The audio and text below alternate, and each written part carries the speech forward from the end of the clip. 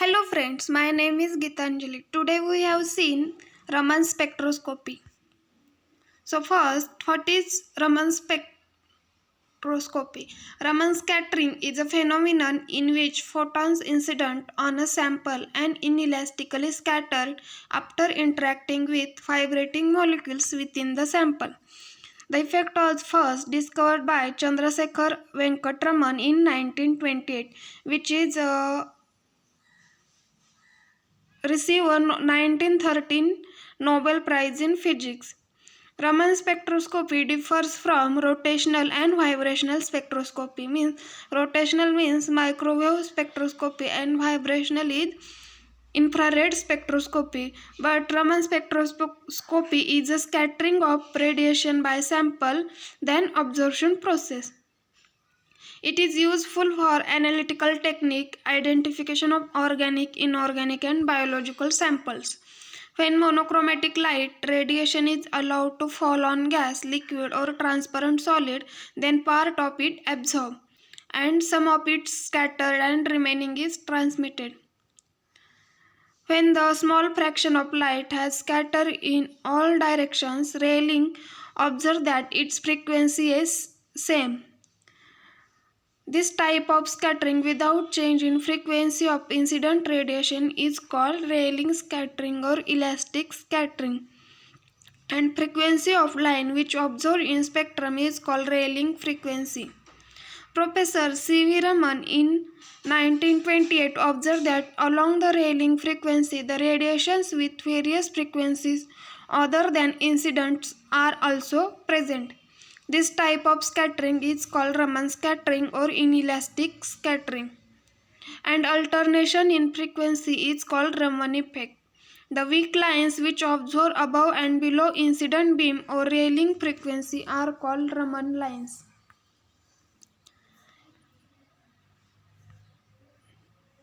In the spectrum, the line which is obtained for the incident frequency is known as Rayleigh line.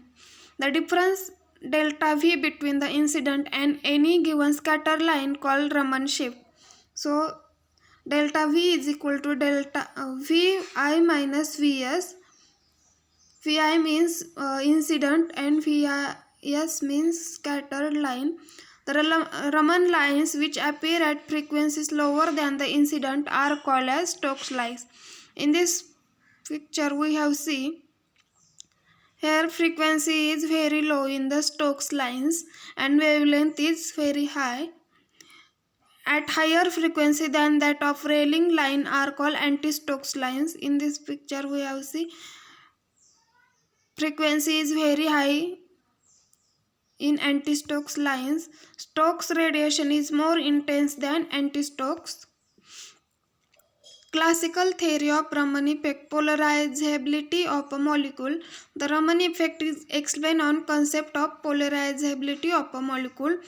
When a photon interacts with a molecule, it will cause the electrons and nuclei to move apart.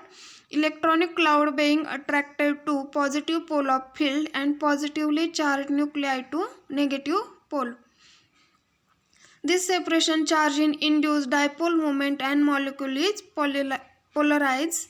If molecular rotational or vibrational motion changes polarizability, the molecule is Raman active. Quantum theory of radiation. Raman scattering could be understood in terms of quantum theory of radiation. The radiation of a frequency which is denoted by V consisting of particles called photons having energy.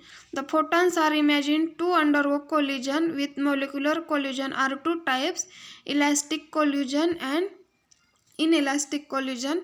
Elastic collision means if the photon collides with molecule and deflected unchanged, there is no exchange of energy between photon and molecule is elastic collision. This is also called Rayleigh scattering. Inelastic collisions, exchange of energy between molecule and striking photon. During this collision, molecule may gain or lose energy to photon. When the photon strikes the molecule, it interacts with it by changing in vibrational and rotational energy of molecule. This energy is not sufficient to bring about change in electronic energy level. It needs large amount of energy. So, excited molecule have three possible transitions, which is Raman scattering, Rayleigh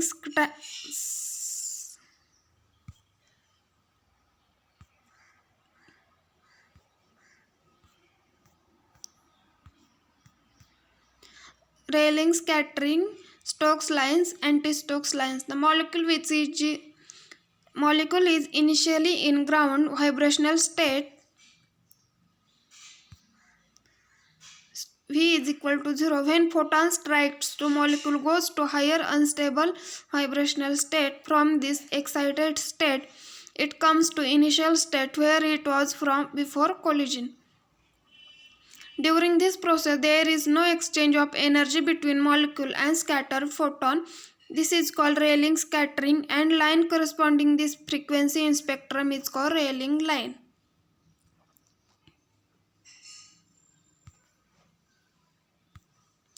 Second is Stokes lines. Molecule is in ground vibrational state before collision. When photon strikes to molecule, it goes to excited state. From this state, it comes to higher vibrational energy level.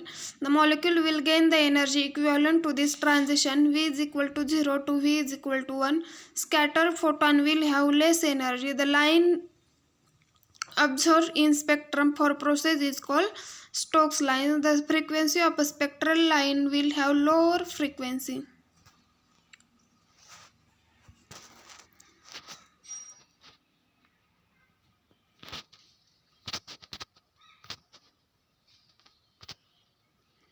Third, anti-Stokes lines. The molecule is higher vibrational level. V is equal to 1 before collision. When the photon strikes to interact with molecule, raising to excited state. From this state, molecule come to ground vibrational energy level. V is equal to 0. Then molecule will lose energy. V is equal to 1 to V is equal to 0, and scatter photon will gain same amount of energy. Anti-Stokes lines will be observed only when molecules is initially present in higher vibrational energy level. So frequency of a Raman line is Vs, incident of exciting line is Vi. Energy associated with this radiation be HVS and HV. So delta HV is equal to HVI minus HVS. If delta HV is equal to 0, then VI is equal to VS. Rayleigh line. Delta HV is greater than 0, then is smaller than 0, then VI is smaller than VS.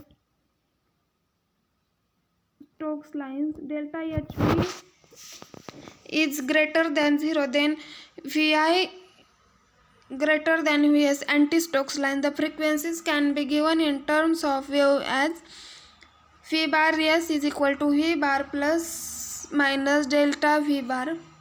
Intensity of spectral lines. Spectroscopic measurements are carried out at room temperature.